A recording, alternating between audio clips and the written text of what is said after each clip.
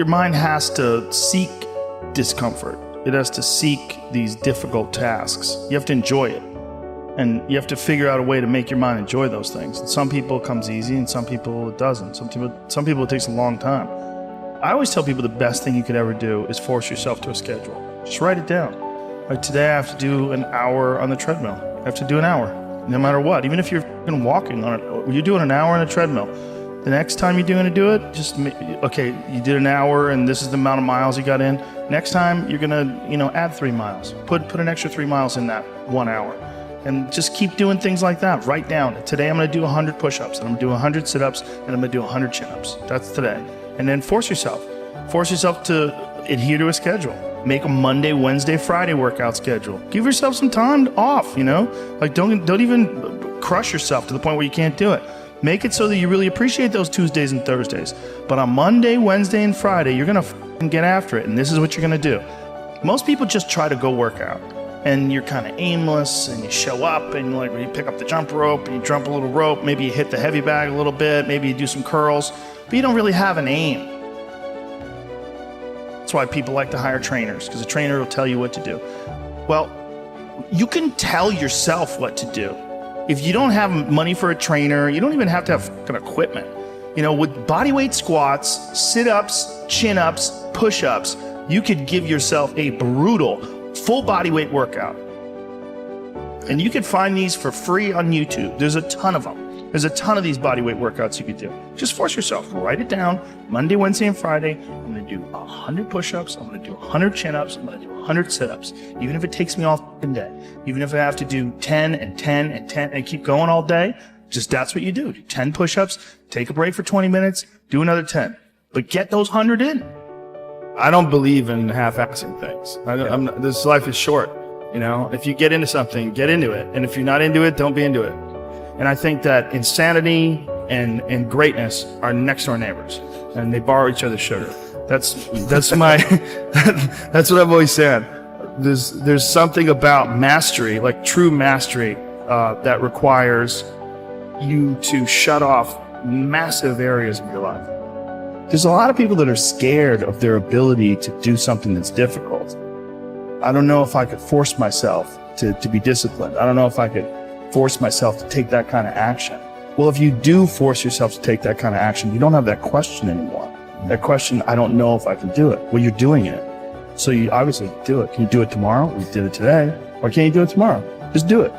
You get so much more benefit out of a struggle that you choose to embark in versus a struggle that life throws upon you.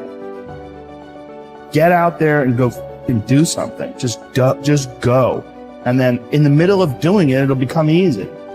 Even if it's not easy, even if it's hard, it's easier than not doing it and wishing that you had done it.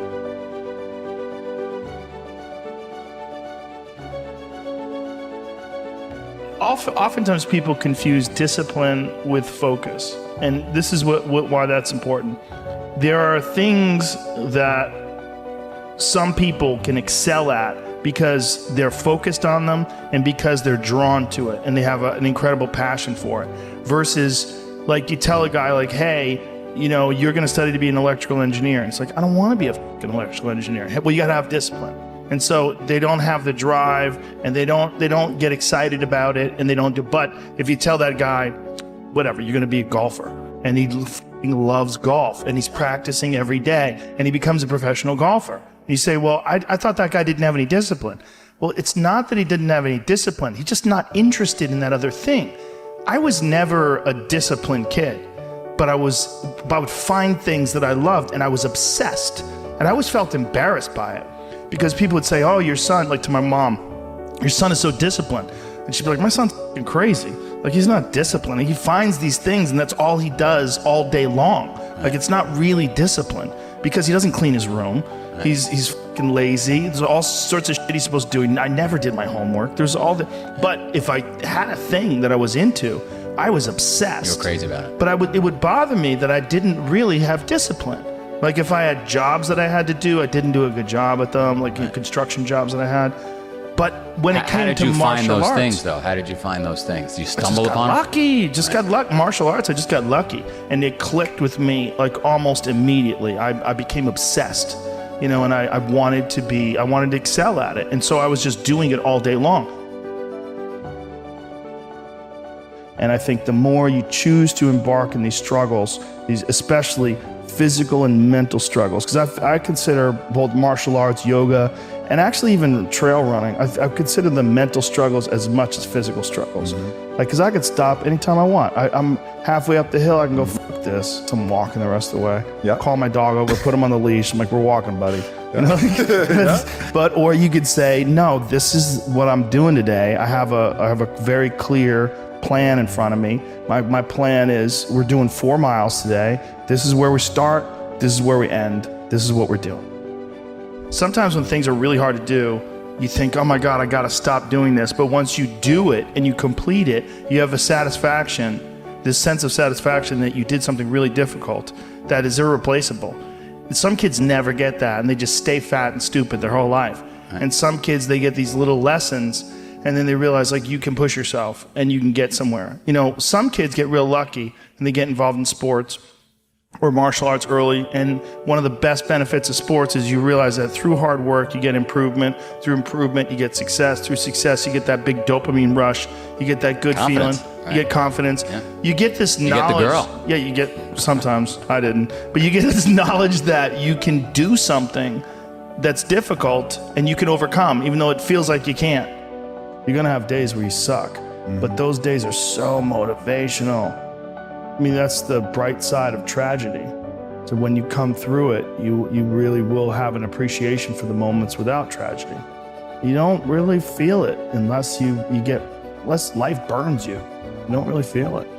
It's one of the things that I tell people all the time, because a lot of people have a hard time defining themselves. They define themselves by failure because they failed. But I'm like, you're not your failures, you're you. Okay, your life is a series of lessons you've learned. Now, if you just dwell on the failures, like that's not healthy. It's not smart and it's not empowering. What you got to do is look at those failures and go, well, now you know what not to do. But you're not that. You're you. You know, you could have done the stupidest shit ever, but it's not you. That's not you. You're a different thing. You're the being that's experiencing all these failures. And if you know that they're fuck-ups, then you've learned, okay? If you repeat them over and over again, well, then I can't talk to you. Yeah. You know, if you keep going back and doing the same stupid shit over and over again, well, you got a deeper issue. You know, I don't know what it is, but I don't have the time. Building up that ability to endure things, that's also a very important mechanism that you could apply to everyday life. Like that, the mechanism of understanding how to endure. Like Jocko Willink's perfect example. You know, he has that thing on his, if you go to his Instagram page, almost every other photo is a watch. And it's a watch that says 4:30 in the morning, because that's when he gets up and he works out. And he earns the sunset. And he does that. He's so disciplined. And he's got this saying that's a great saying, discipline equals freedom. And it's true, because he's able to force himself to do that every single time. There's no excuses. There's no breaks. There's no days off. It doesn't happen. So because of that, you're not scared.